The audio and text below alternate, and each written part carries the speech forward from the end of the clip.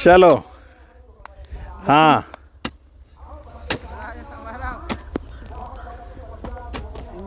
लाओ लाओ चलिए। साथियों नमस्कार, आज हम फिर उपस्थित हैं भदौरिया गैस फार्म धुमराडीह पर और बात करने जा रहे हैं हमारे ट्रेंच रेज्ड बेड विधि से गन्ना बुआई के बारे में। इसको टीआरबी विधि कहते हैं। हम सब जानते हैं गन्ने में हमारे अक्टूबर बुआई की बहुत आवश्यकता है और पूरे प्रदेश में जब हम अक्टूबर बुआई करेंगे तो हमारे यहाँ चीनी मिलें जल्दी चलेंगी और अक्टूबर बुआई में हम ट्रेंच रेज्ड बेड विधि में हम अक्टूबर बुआई में सह फसली खेती भी करते हैं। और इस विधि में सह फसली हम खेती हम मेढ़ पर करते हैं और गन्ने में हम नाली में गन्ना बोते हैं। और उससे हमें फ़ायदा ये होता है कि जब हम सह फसली खेती अक्टूबर में करते हैं तो जैसे लाही है, लाही को हम सह फसल के रूप में लेते हैं और हम जब फसल काट लेते हैं मार्च अप्रैल में, फिर गन्ने की बढ़वार शुरू हो जाती है। तो इससे हमें हमारी एक ही फसल के लिए, दो फसलों के लिए एक बार में ही हम खेत तैयार कर लेते हैं।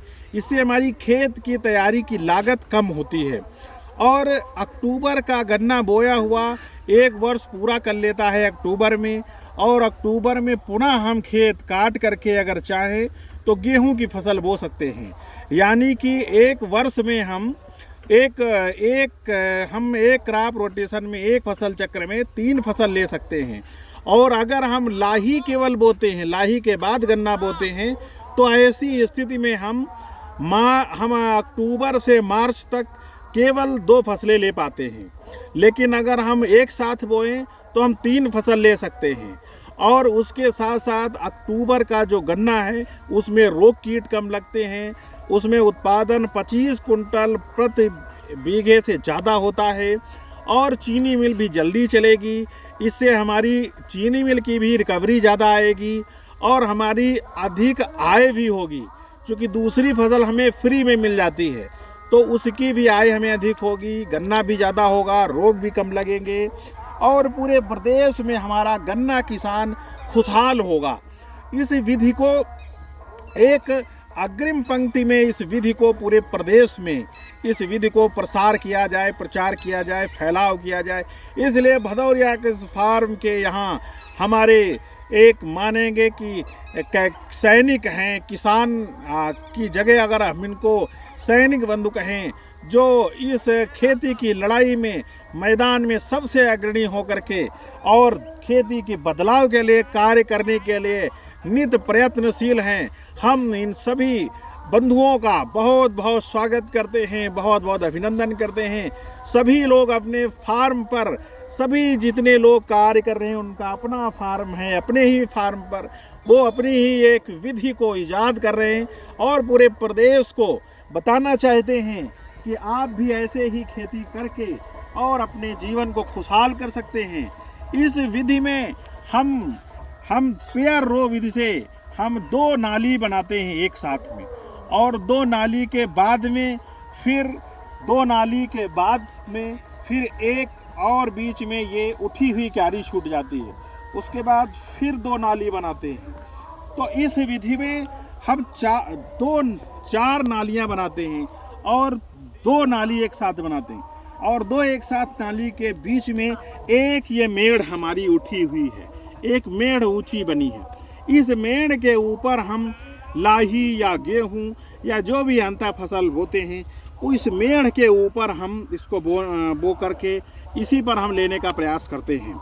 और इस प्रकार से क्या होता है कि लाही की जड़ अलग हो जाती है और गन्ने की जड़ अलग हो जाती, तो दोनों की जड़ों में पोषक तत्वों के लिए कोई भी कंपटीशन नहीं होता है और दोनों जड़ें स्वतंत्र रूप से, दोनों फसलें स्वतंत्र रूप से विकास करती हैं और वृद्धि करती हैं।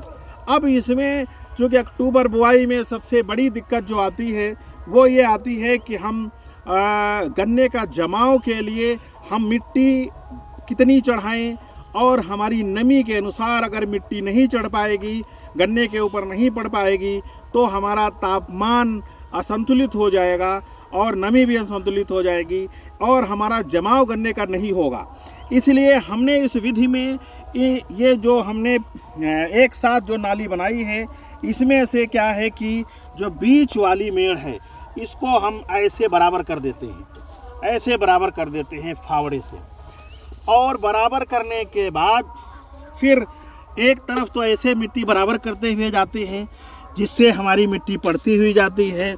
और ऐसे बराबर करने के बाद एक नाली तो हम उसकी ऊपर की मिट्टी से बराबर डाल देते हैं। और ये वाली नाली, इस नाली को ढकने के लिए हम इसकी बीच से खोदते हैं, मिट्टी को बीच से मिट्टी को खोदते हैं, ये देखिए, और खोद करके इसके ऊपर डालते हैं, जिससे हमारी जो इसके बीच की मिट्टी खुद जाती है और अधिक मिट्टी, और पूरे इसके बीच में एक नाली बन जाती है, इसके बीच में एक नाली बन जाती है। आप देख सकते हैं ये नाली बन गई, ये नाली बन गई। इस नाली में पानी चलेगा। जब इस नाली में पानी चलेगा तो हमारी फसलों को केवल रिस के पानी मिलेगा। सूखेगी फसल, इसमें भी रिस के पानी मिलेगा। और जो हमारी अंतः फसल है वो पानी में डूबेगी नहीं बिल्कुल। और जब डूबेगी नहीं तो ऐसी अंतः फसल जो कि रिसाव करके